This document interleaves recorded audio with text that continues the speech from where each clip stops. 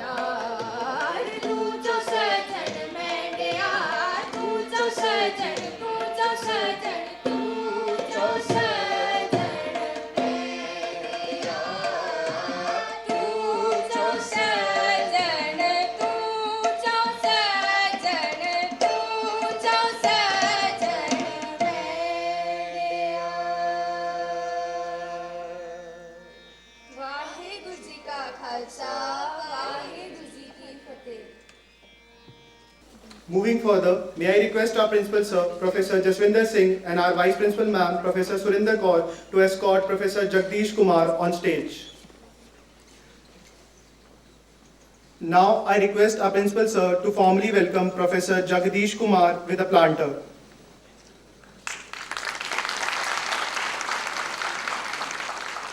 Now, I request our Vice Principal Ma'am to welcome Professor Jagadesh Kumar with a traditional fulkari.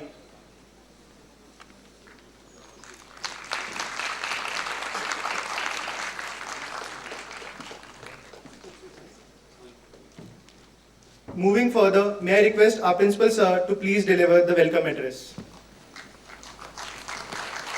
Good morning, everybody. Professor Namitala Jagadesh Kumar, Chairman, University Grants Commission, our colleagues in the college, Professor Surinder, my colleagues, teaching community, and dear students. Today is a very, very special day for us because it is at the initiative of Professor Jagadesh Kumar ji that we are meeting, and we are meeting on a very, very important topic, that is the national education policy. What do we think about it? How we are implementing it? How we can benefit from this? And maybe in the process of discussion, we may give some suggestions, the students, because it is a direct interaction between the highest regulatory executive, Professor Jagadesh Kumar ji, the UGC Chairperson, and the students, and that too at the very, very grassroots level, the undergraduate students. So I think this is something which is new. I don't think even the vice chancellors of the universities, they come and meet the students like this. But this is, I think, something which is very, very novel, which is something which will give a lot of confidence to the students in the University of Delhi. Now, Professor Jagadesh Kumar ji is a highly accomplished individual with an extensive background in electrical engineering and academia. He holds an MS and PhD in electrical engineering from Indian Institute of Technology, Madras. He did his postdoctoral research at the University of Waterloo, Canada. Currently, he is the chairman of the University Grants Commission and a professor of electrical engineering at IIT Delhi. He previously served as vice chancellor of Jawaharlal, very prominent university, Jawaharlal Nehru University. Professor Kumar's research focuses on nano-electric devices, device modeling, and power semiconductor devices. He is an author of several books, book chapters, and numerous publications in refereed journals, and he has presented various research papers at very, very prominent conferences, both in India and abroad. Several patent applications have been filed based on his research. He has received many prestigious awards. If I start listing, then I shall be wasting the interaction between you and Professor Jagadesh ji. So I will not list because there is a huge list. He has also held editorial roles in several international journals and has held leadership positions in various organizations. He has made significant contribution to the field of electrical engineering, education and research in India, and he continues to be actively involved in the academia and leadership roles. And let me tell you, the whole credit of transforming the higher education partly goes to Professor Jagadesh Kumar, because making a policy is something, but implementing at the college level, which is the basic unit of higher education, is totally another thing. So I think the University of Delhi took the lead and introduced many components of the national education policy, especially you are lucky because the skill component, the vocational education, and very interdisciplinary research and interdisciplinary teaching, which is student-centric rather than teacher-centric, has been the major focus of the national education policy. I will not dwell at length because we have been deliberating upon it we have been organizing various workshops and training the teachers under Pandit Madan Mohan Malviya National Mission on Teachers and Teaching. We have trained close to 80,000 teachers in this endeavor. Me and Professor Vimal of this college have been working very hard in this endeavor.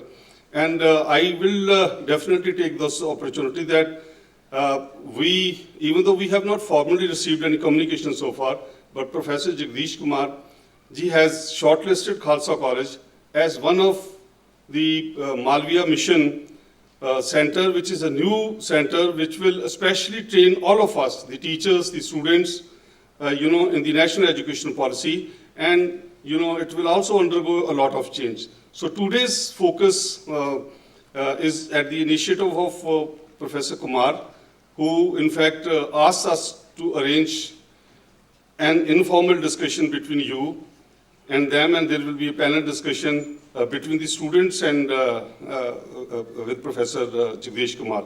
I will not take much time, so I express our gratitude on behalf of all of you to Professor Jagadesh Kumar ji, on behalf of our management and on behalf of the University of Delhi for coming forward and having this direct interaction with you. Thank you very much.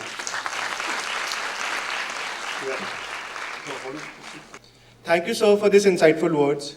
Now, I humbly request our chief guest, Professor Jagadesh Kumar sir, to please enlighten us on Nai Niti Naval Vichar, and in Punjabi we can say Navi Niti Nave Vichar.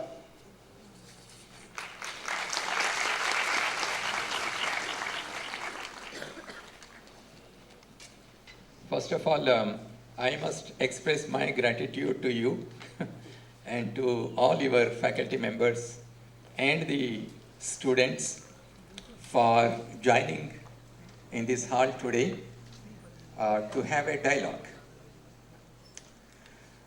When I was a student like you, I used to feel very secure because my parents were there to look after me. And when I came to the college was a secure place, good teachers, nice friends, and so many activities. So it was a joyful period as a student.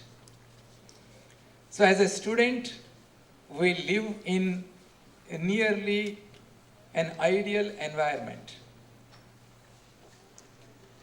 However, when you pass out from your college, when you interact with the real world, you will soon find that the real world is not ideal. It is a non-ideal world. You will start seeing so many challenges around you. Let me list a couple of such challenges that all of us, when we interact with the real world, what is that we see?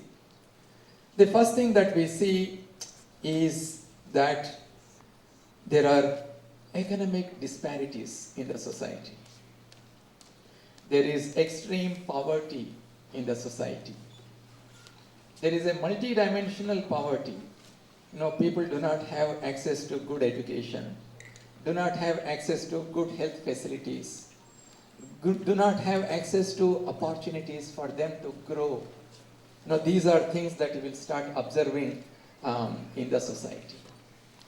And the other very, very prominent challenge that you will see when you interact with the real world on your own, without the security provided by your teachers, your parents, is the climate change. You will slowly realize that everybody is talking about climate change, which is related to the environmental degradation, which is related to deforestation, desertification, pollution, land and ocean degradation, lack of access to good quality water. India has only 4% of the water resources when you compare globally. And out of these 4% of water resources that we have, nearly 80% is used for agricultural purposes. So you will find so many such challenges. In fact, some of these challenges were discussed in the G20 summit, which was held very recently in New Delhi. Even the global leaders, the countries across the globe, they recognize that these are the real challenges that we all face. And one very important other challenge that the G20 also discussed, and our Honorable Prime Minister also says, that any development has to be women-led development. And we see globally that women have limited opportunities. There is a discrimination, there is violence, and we need to make sure that women are in the forefront in any kind of development that takes place, not just only in our country, but across the globe. There are many such challenges that you will start seeing as an educated person. But at the same time, you will also see a lot of opportunities that are there all around you. One of the biggest things that the whole world is looking at us, looking at India, is the digital physical infrastructure that we have developed. It is such a wonderful model. It is interoperable, it is open source based, and both public and private services can be provided to the last person in the queue using this digital public infrastructure. Even the G20 has recognized the contribution made by India, and it has made India as the repository for the digital physical infrastructure initiatives across the globe. And you will also find that there are other opportunities that are coming up in our country. Today, we are the third largest ecosystem for startup companies. We have close to 86,000 startup companies, and we have more than 100 unicorns, which clearly indicates that youngsters like you are prepared to take risks and learn from the failures whenever you take risks and then move forward. And India is now the 5th largest economy, and we will become the 3rd largest economy. And you have recently seen how our scientists have taken our lunar lander to the south pole of the moon. And our solar mission is on the track. So when you look around, you see that there are so many opportunities that are around you. But are we preparing through our education, our youngsters, to find solutions to these challenges and to capitalize the opportunities that are all around you? And in order to do that, you must have access to good quality education. And the national education policy precisely looks at this aspect. So how do we do that? You see, today in our country, we have close to 300 million students in our education system. 26 crores in the school system, 4 crores in the higher educational institutions. But at the same time, we also have to see that a large number of these youngsters, they also live in rural areas. Today, nearly 65% of the Indian population lives in the rural areas, villages, small towns. And our Indian population, which is below 25, is nearly 50% of our population. That means half of this rural population is youth below 25 years.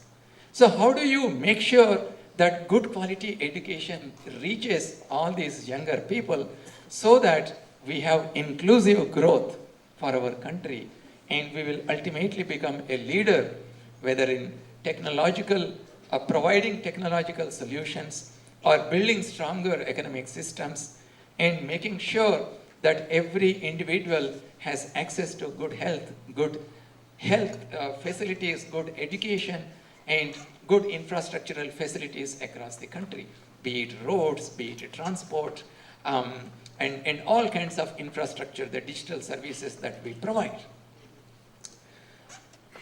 My dear students, in order to prepare you to face these challenges and also capitalize these opportunities, the national education policy recognizes that we need to do three important things. One, the education that we provide should be learning outcomes based. When you pass out of your college, what are the skills that you possess? What is the knowledge that you have? And what is the ability that you have gained in using this knowledge to provide new solutions to the problems that we face? So the education has to be learning outcomes based. That is the first thing that the national education policy recognizes. The second one, education should be personalized. It should be individualized.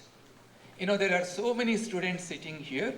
Each individual has their own inner potential. We cannot have one fits all solution to everybody. You have different goals in your life, different aspirations, different cognitive abilities.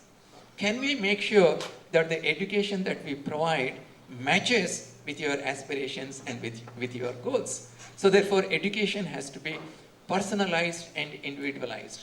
And that can be done only by introducing technology in higher education and even in school education. And the third most important thing that we must do, and the national education policy recognizes, is that we must impart good quality education on a mass scale. So three things, keep this in your mind. Our education should be learning outcomes based, our education should be personalized, and it should be done on a mass scale. So why should it be done on a mass scale? Number one, our country has the huge youth population. Therefore, anything that we do, it has to be done on a mass scale. And let me also tell you why it is required. When you provide good quality education on a mass scale, it improves the aggregate learning in the society. When the aggregate learning improves, when it is enhanced, it leads to enhanced aggregate productivity in the society. And that will help us strengthen our economic system. And that will increase the per capita income of the individuals. And those who are studying commerce and economics will understand. When the per capita income of the individuals increases, the per capita income of the per capita wealth of the society increases. And that will help us to invest more public funds to educate our students on a mass scale. So it's a kind of regenerative feedback. One feeds the other, and ultimately our country will become one of the leading countries in the world. And that is why the national education policy plays a very, very important role. It's a vision document. We need to implement it in a time-bound manner. And if we want to implement it in a time-bound manner, students as stakeholders, you play a very, very critical role.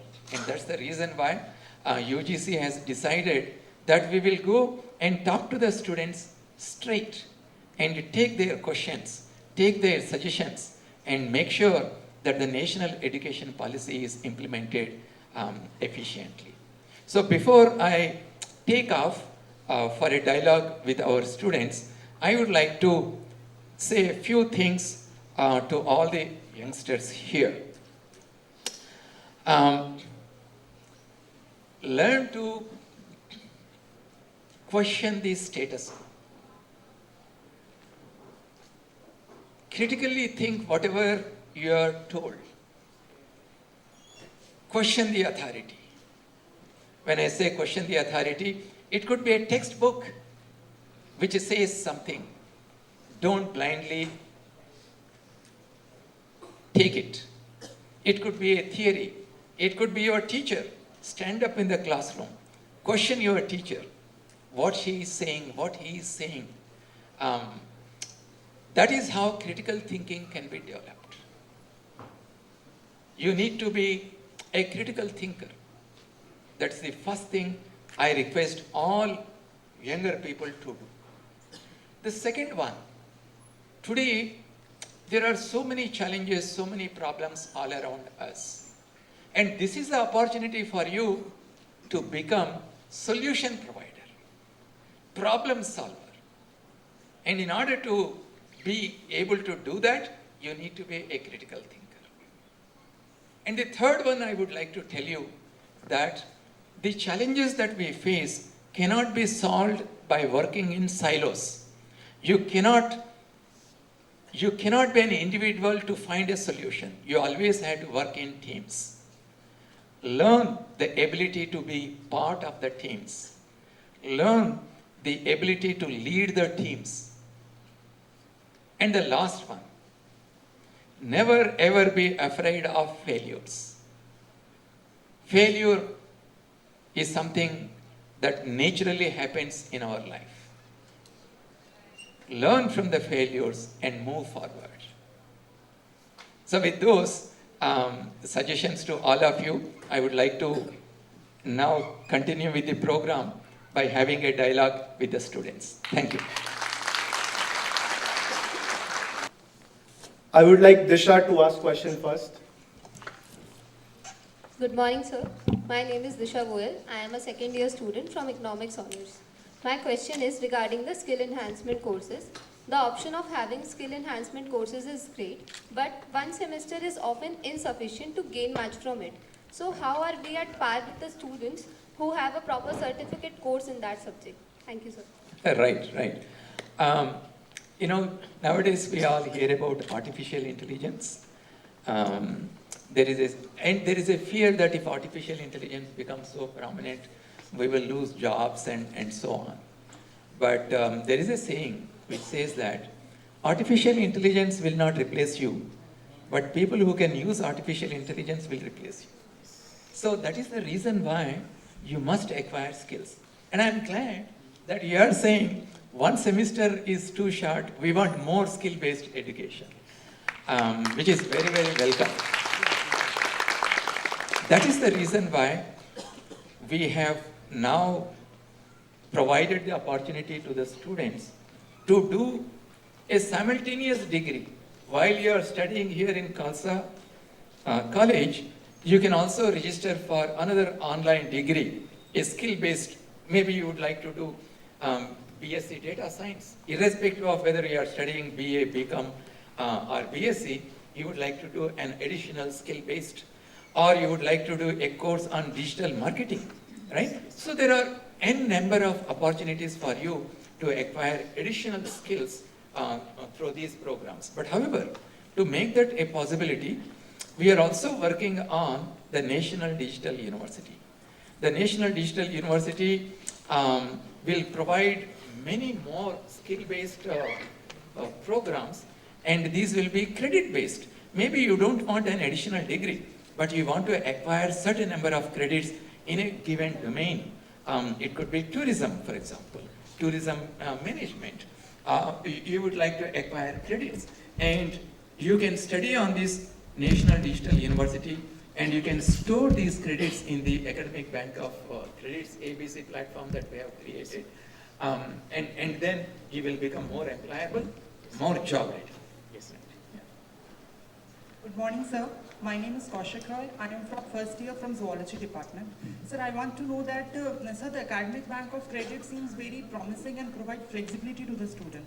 How can be the learning outcomes be ensured if online courses being introduced as per NEP 2020? Right. Currently, you know that we have SWAYAM platform where the courses are offered and lakhs of students register.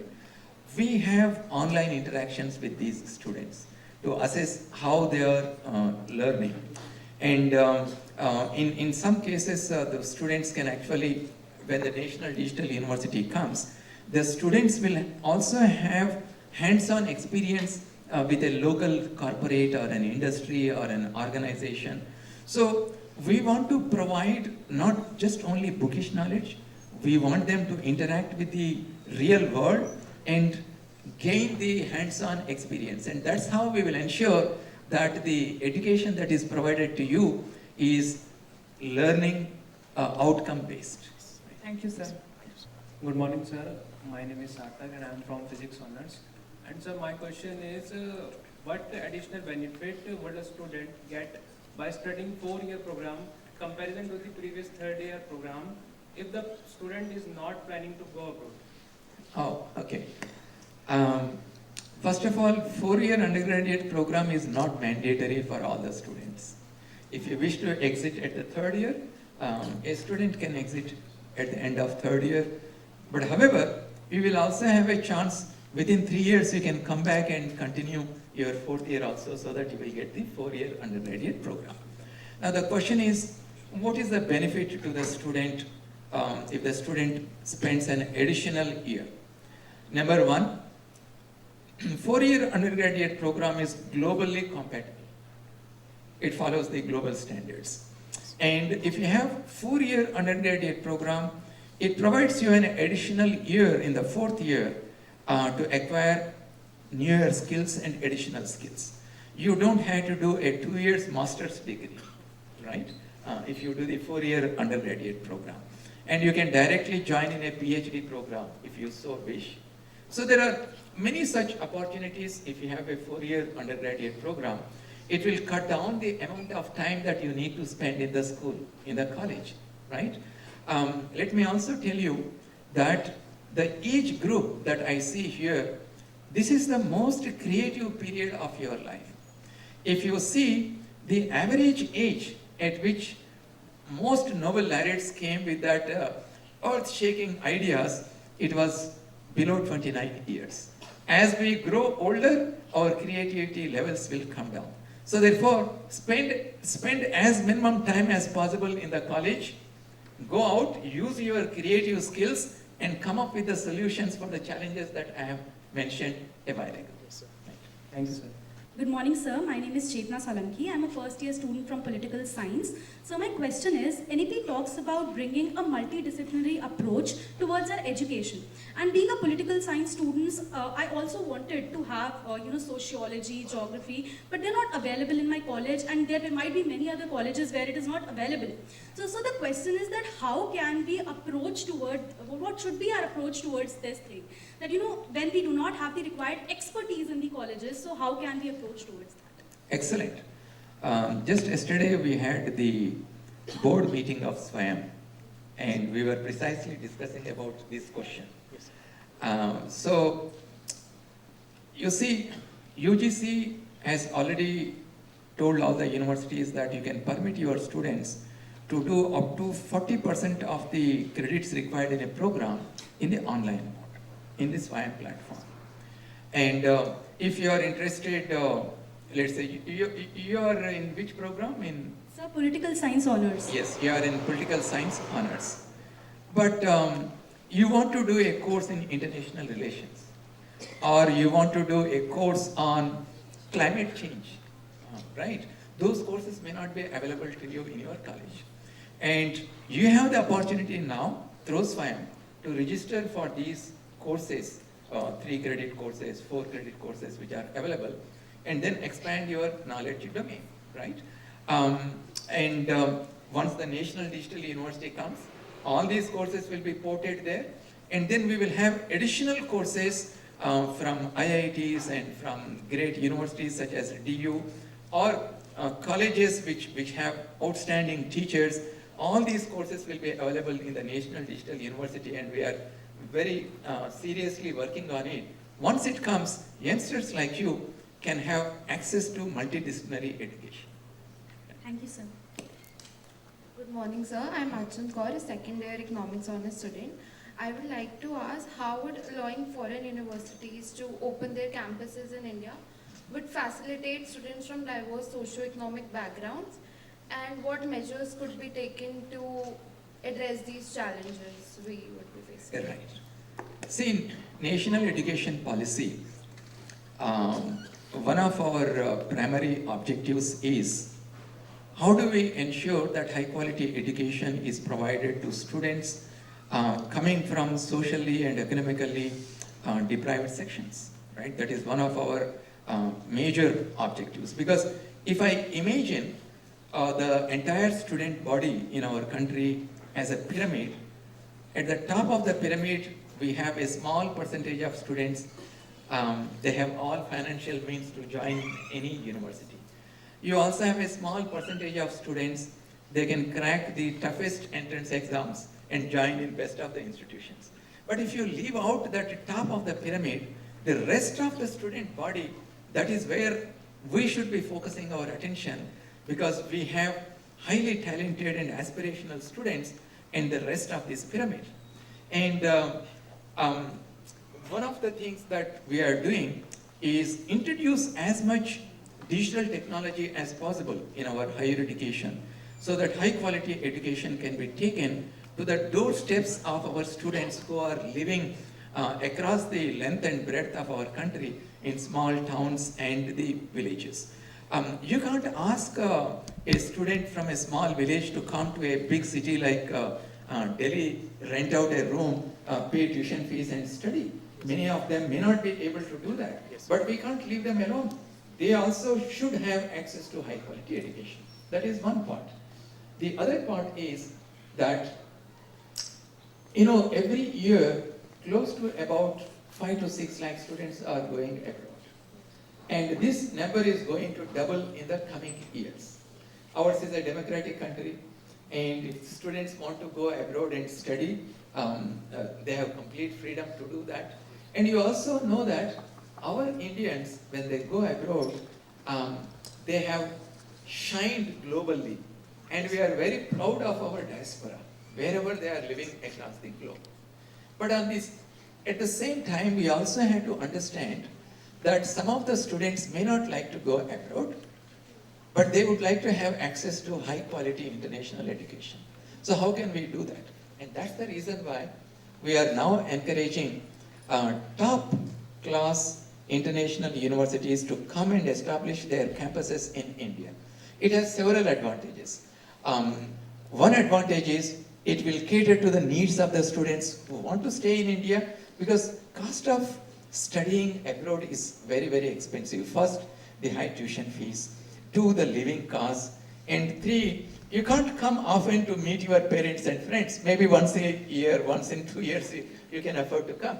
But if the foreign university campus is here, when your festival comes, when your holidays come, you can go back and spend time with your parents. That's one. But the more important thing is that our students will have, this ecosystem of international students and international faculty. We also have to grow to become global citizens.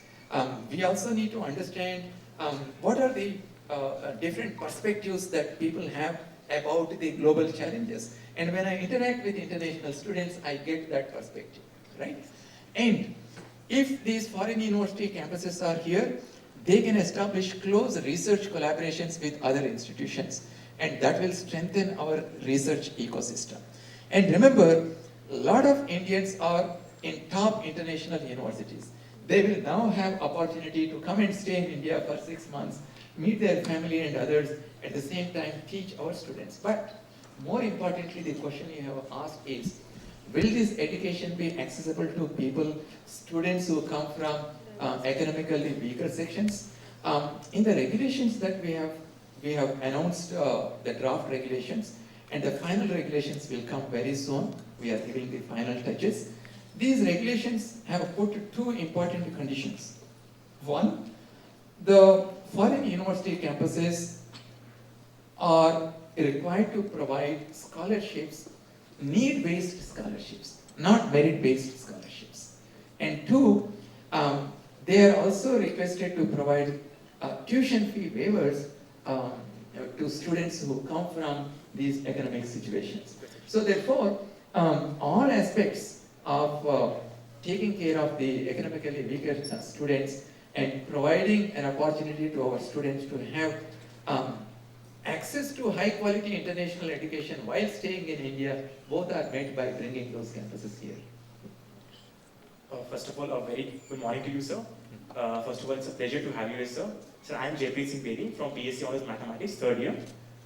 Sir, as we all know that national education policy has ensured digitalization of resources and access to e-learning platforms. But sir, still due to lack of infrastructure and resources, some groups are still disadvantaged. So sir, how national education policy would ensure that there is equitable distribution of resources to everyone? Excellent. Today, as we are speaking, nearly about 900 million Indians have access to wideband internet. And half of them are invariably young people, right?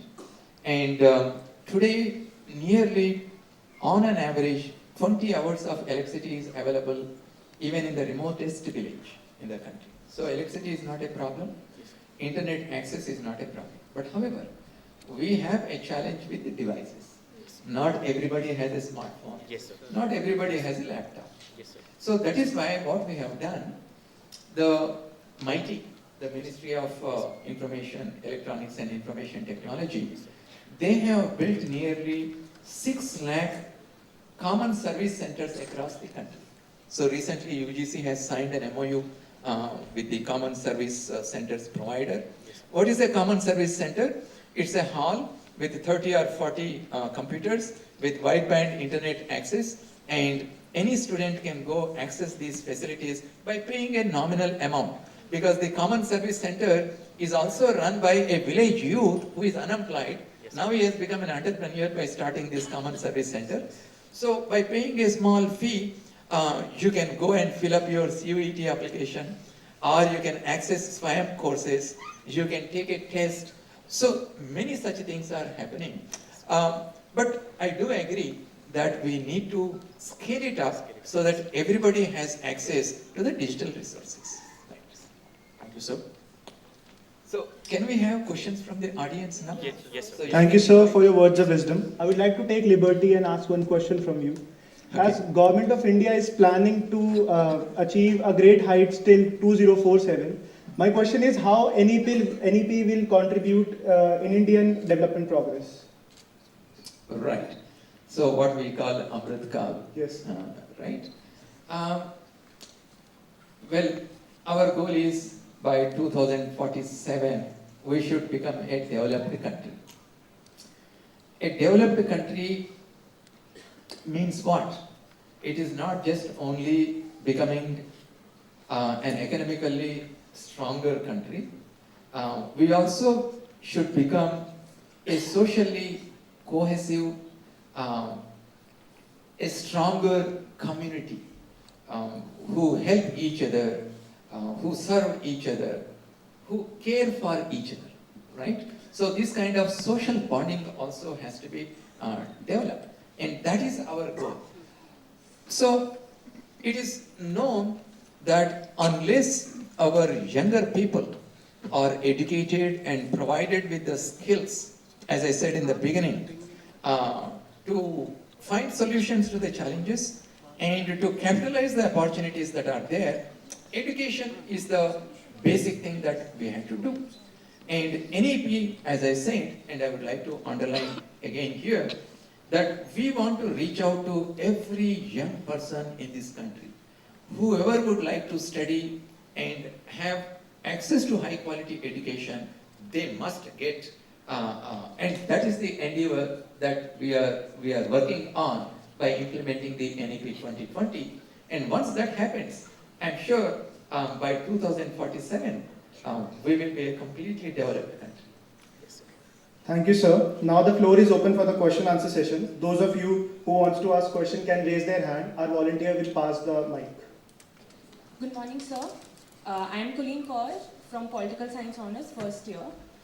Even one of the panelists asked this question regarding this.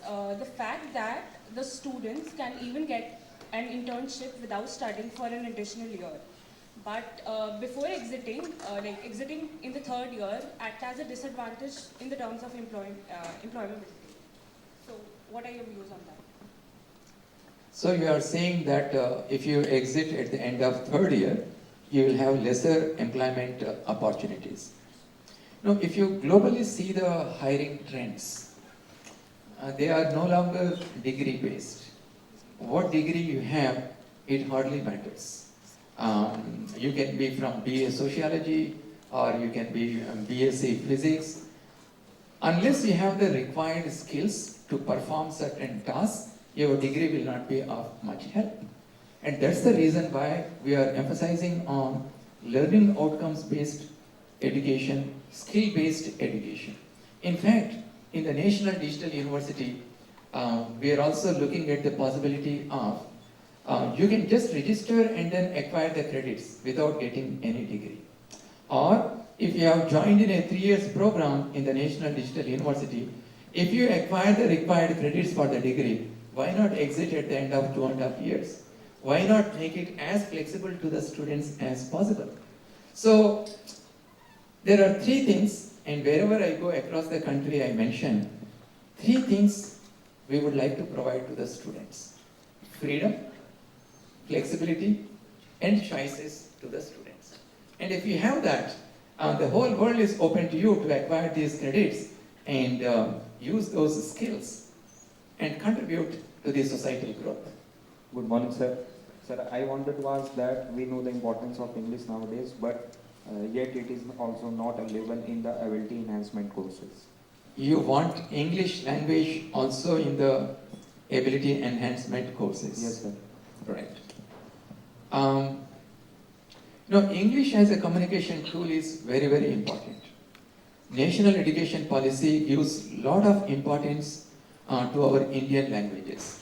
And globally also it is known that children at the earlier stages, they must be educated in their mother tongue if they have to become more creative and innovative later in their life.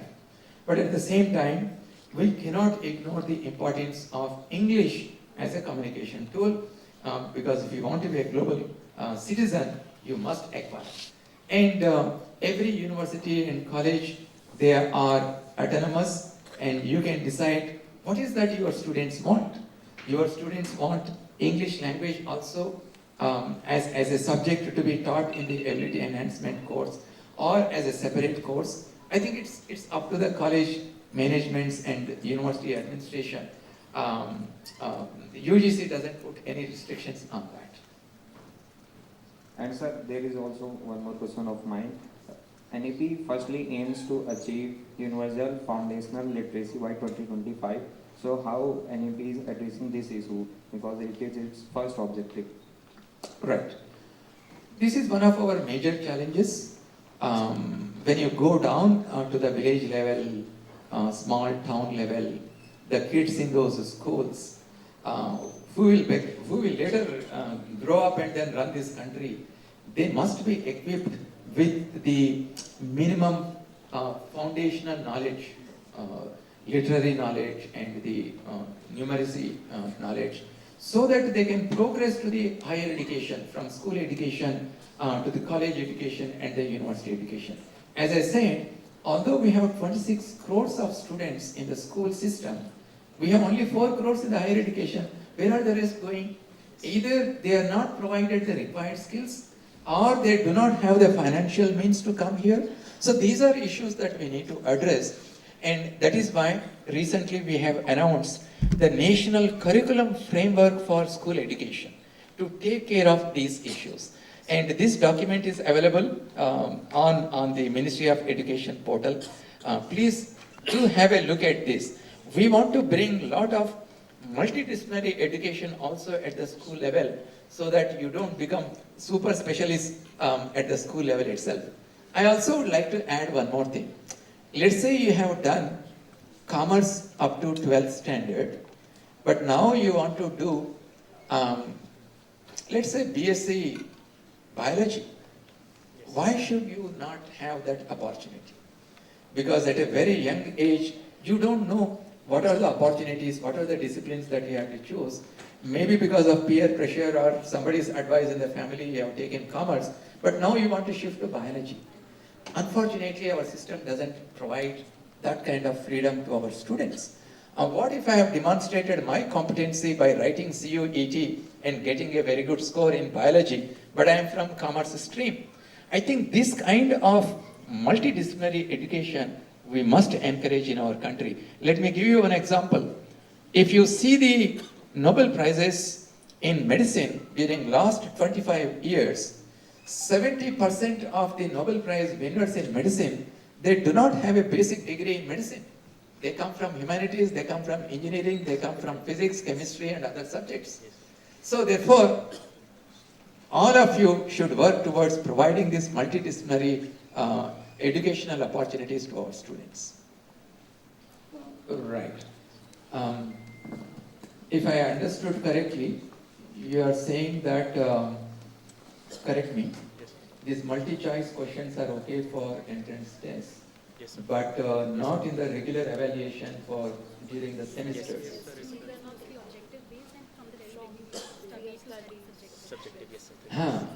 Yes. So you are saying even in the semester exams, people are shifting to multi-choice or subjective? Subjective questions, but in CUET we have objective questions. Okay. First of all, even during the semester exams, it is important, number one, to have continuous assessment, and it is important to have different kinds of assessments. Why have only a written examination? Can we have some project-based assessment? Can we have some homework-based assessment, and so on?